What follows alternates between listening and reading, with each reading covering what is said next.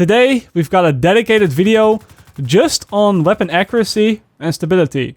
And now, you might ask me, Marco, isn't it a little bit unnecessary? And to that I've got to say, well, yeah and no. Yes, in the sense that I think we all know what accuracy and stability is. I don't really have to make a whole video explaining what accuracy does. But no, in the sense that I've always felt that in the Division 1, accuracy and stability were never the right stat to pick up, as the effects of both of those has always been pretty minimal. Just look at this, for example. We have two assault rifles, one with 0% accuracy and the other one with 45% accuracy. And sure, there's a difference. I'm not going to sit here and say that I can't see any reduction in the reticle size at all. But think about all the stuff that you missed out on actually trying to get 45% accuracy. All the critical hit damage or the headshot damage. And sure, a lot of you will say that with some very niche builds, with certain weapons in a Division 1, accuracy was pretty useful. And stability did actually reduce the weapon recoil a bit, so neither of those were completely useless. And while that's true, I just think that generally speaking, accuracy and stability has always competed with extra health rolls on gear. Again, the critical hit damage or headshot damage. And it was almost never the right thing to pick up. So, what I set out to do is test if this was still the case in the Division 2. So, I went into the beta, I tested about 30 different weapons from all type of weapon classes. The way that I tested accuracy is pretty straightforward. I basically got all my weapons with no mods on them, and it also made sure that none of my gear had any accuracy bonuses either. And then I did 3 tests. I once emptied the magazine onto the wall from a piece of cover, then I once did it from outside of cover but still standing still, and then I also emptied an entire magazine while out of cover and moving to the left or the right, because for those that don't know, accuracy is actually decreased when not in cover and decreased even further when you're moving and shooting at the same time. So that's why I wanted to do 3 tests for each weapon, so that you can see the differences in all type of scenarios. And then, of course, after that, I just equipped all the weapons with the red dot sight mod, which gives you 20% accuracy. And I also equipped 2 gear pieces, which then added another 15% accuracy to my build for a total of 35% accuracy. And then, I just went through all the weapons and looked at the reticle, looked at if my spread got any bigger or less big, with or without the accuracy rolls.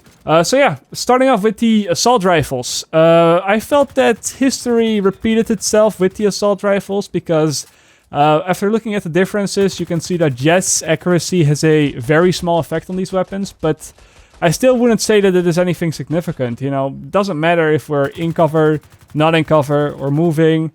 Sure, if you're moving, the reticle is going to be a little bit bigger by nature, and accuracy helps to combat that a little bit, but it's nothing to lose sleep over, really. Now, of course, also keep in mind that in this footage, I'm actually compensating for the recoil myself with a mouse, because for now, we're just looking at the accuracy, we're just looking at the reticle and how tight it is, we're just looking at the bullet spread, and then when we get to stability, later on in the video, I'll shoot the weapon without any compensation, so you can actually see the recoil pattern. But yeah, again, comparing 0% to 35%, it really doesn't make me feel like I would want to choose accuracy over something like having more damage, for example. With the Lmgs, it was a little bit of a different story though, because with this weapon class, it seems that having more accuracy actually significantly increases the precision. Now, for those that don't know, one of the weapon characteristics of all the Lmgs is that these type of weapons get more accurate as you keep firing more bullets in a row. So the idea is that, with Lmgs, you start off with a big spread, and then after a second or so, they start to become more precise. That is how, basically, the Lmgs work in this game. And it seems that if you get more accuracy on your build, the Lmgs will instantly snap to that point where they get super precise. It takes them a lot less time to get to that point. Even if you're shooting while moving, which is especially important in PvP, it seems that a higher accuracy pushes the reticle a lot tighter than that it originally would have been, which then makes these weapons a lot more effective at longer ranges. So I'd say that, yeah, for the Lmgs, speccing into accuracy could definitely be worth it. Unfortunately, I couldn't really spot any noticeable differences when it comes down to the shotguns. It seems that accuracy doesn't have any effect on the shotguns, which is a bit of a shame because I know for a fact that in the Division 1 there were quite some players that used accuracy rolls on the shotguns all the way back in the patch 1.3 days to make sure that all those 8 pellets would actually land on the opponent's head if you were able to put the reticle on top of somebody's head. That actually resulted in quite a lot of damage, sometimes even in one-shots, and I think that with accuracy no longer having an effect on shotguns, it looks like this is something that the developers wanted to avoid, so they made the shotgun spread pretty static, no matter what the player's accuracy actually is. The plus side of this, though, is that you're able to freely move around and still shoot at the same time without losing any accuracy, so to speak. The rifles, the new weapon class, were a bit of an odd case because the reticle did actually expand a lot less when speccing into accuracy, so at first sight it would seem that accuracy does have a significant effect on these type of weapons. But the developers also reduced the maximum fire rate of a lot of these rifles from the closed beta to the final game. And I found that the fire rate of these weapons is most of the time too low to actually take advantage of all that increased accuracy on your build, because the reticle would almost always go back to its original state before I was able to fire the next bullet, so to speak. So yeah, with no accuracy whatsoever, the reticle looks a lot less tight. But the spray patterns are almost identical, I would say, just looking at the wall. So I don't really think it is worth to spec into accuracy for this weapon class. Unless there's like an outlier rifle weapon that has a pretty high RPM still that I wasn't able to get my hands on. And SMGs are kind of the same thing as with the rifles, weirdly enough, because they're, I think, polar opposites of what a weapon type could be. But yeah, if we look at the SMGs, technically the reticle is less wide, so you would say that the spray pattern is a little bit tighter, but it doesn't seem to change too much about the weapon itself. It still kind of feels super random where the bullets go, and I wouldn't recommend using an SMG at a range further than 15 meters anyway. I don't think that's ideal, so also, for any SMG builds, I wouldn't recommend speccing into accuracy. And then, last up, we have the snipers. And the snipers sort of fall into their own 2 separate categories, because we have the semi-automatic snipers, such as the SVD, and then we also have bolt-action snipers like the Model 700. So, to start off with the semi-autos, accuracy did actually have a visible effect on the reticle, which could mean that you can spam this weapon a little bit faster and still get consistent headshots. But as you'll soon see when we get to the stability part of this video, spamming with the SVD is pretty unrealistic, as the recoil on this weapon is really something else, and speccing into stability actually has no visible effect on the reduction of that in any way, shape or form. So while a higher amount of accuracy does imply that you can fire off shots faster because the reticle is a little bit tighter in between shots, I think that this is only reserved for maybe the top 1% of players and only those who play on PC. Because it's actually really, really hard to keep that reticle in check, especially if you try to go for headshots at the same time. So, yeah, it's possible, I guess, but I don't know how many players will be able to get value out of that. I definitely thought that this would be a lot different for the bolt-action snipers, because obviously with the bolt-action snipers you don't really have to shoot that fast. There's just the one bullet and that's it. So I was imagining, well, the recoil can't be too high on these weapons, so having more accuracy actually makes a lot of sense.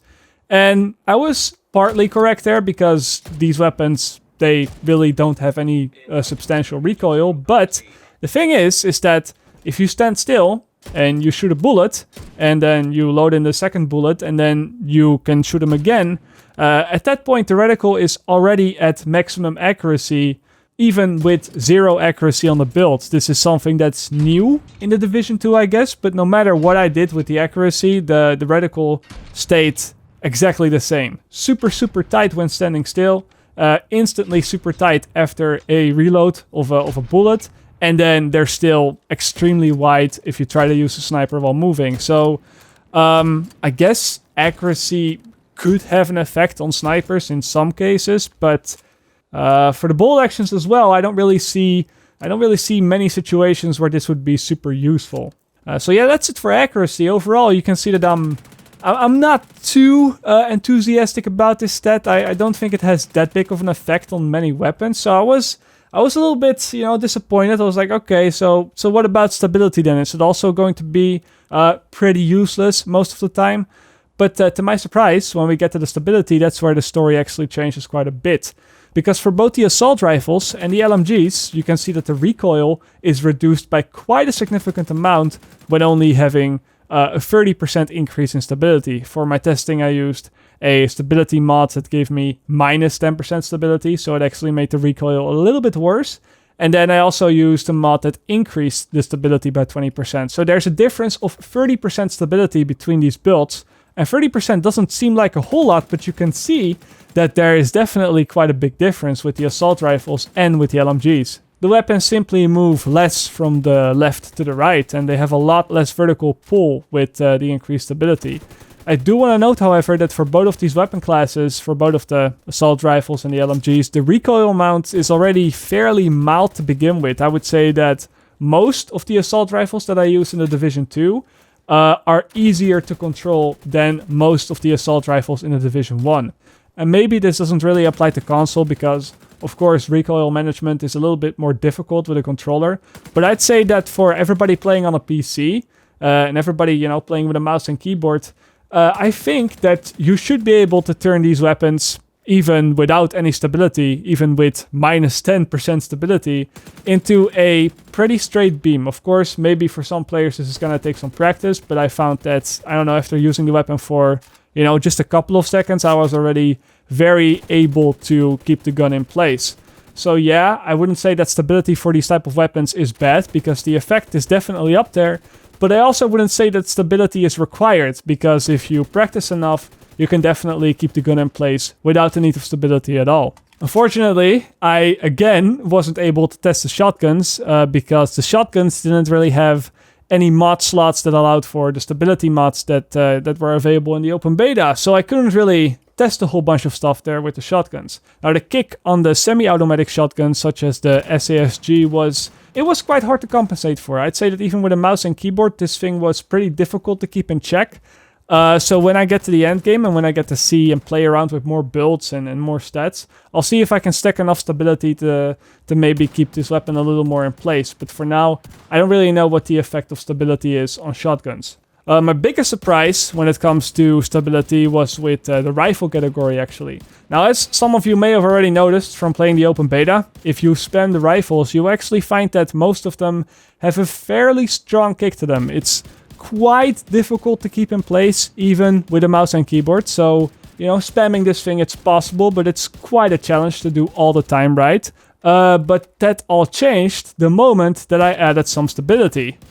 Just look at the difference here. One side is still the minus 10% stability, and the other side is only plus 20 stability. And the recoil difference is insane. It's bigger than anything I've ever seen in this game. Without stability, the weapon goes all the way up to the sky, and with stability, it just looks like your everyday assault rifle pattern. So yeah, this was really the only weapon class for speccing into stability. Completely changed how the weapon felt for me.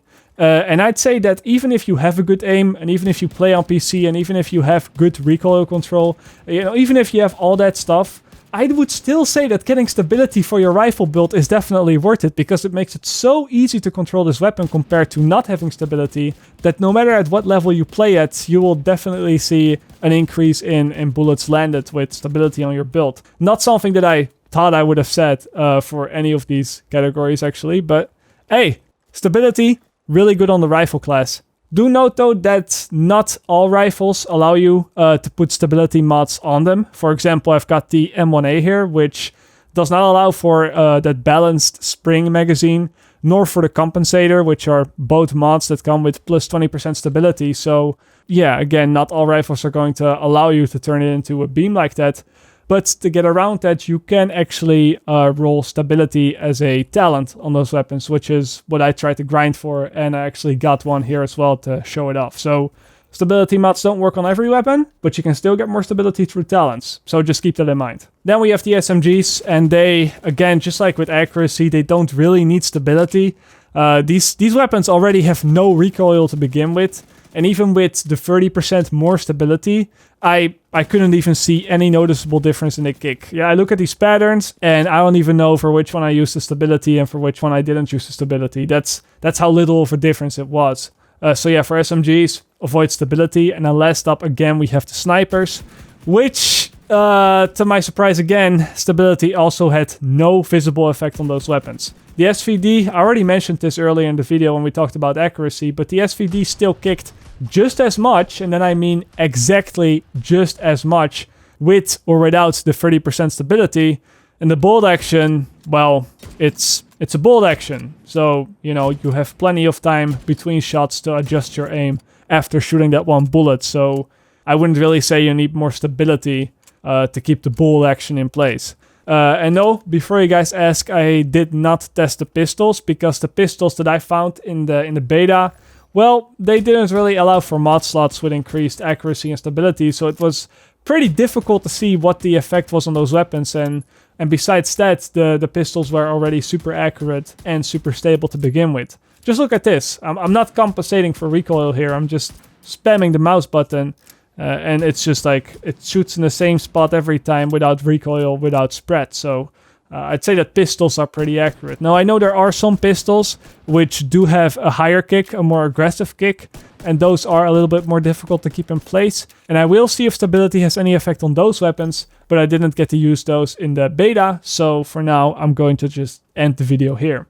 The conclusion is that, well, I still don't think that accuracy and stability are great stat rolls most of the time. I'd say that if you have an LMG build, then there's definitely an argument to be made to roll accuracy on your builds. If you want to take fights at a longer distance, it's not required for the LMGs, but it definitely doesn't hurt. And then for the rifle category, I think that stability is almost a must-have. It just changes how the weapon handles so much. And then on the assault rifles and on the LMGs, I guess stability doesn't hurt, but it's not required again, so it's more of a personal choice, I guess. But in any other case than those 4 that I just mentioned, I would recommend actually picking something else than accuracy and stability. Just go with more damage, for example, or more armor, because no matter what weapon you use, having more armor or having more damage on that weapon is always a good thing. You can't go wrong with that in any way, shape, or form. So yeah, that's pretty much going to be it for this video. As always, guys, I'll see you all later. Or, like they say in the Netherlands, zie je later.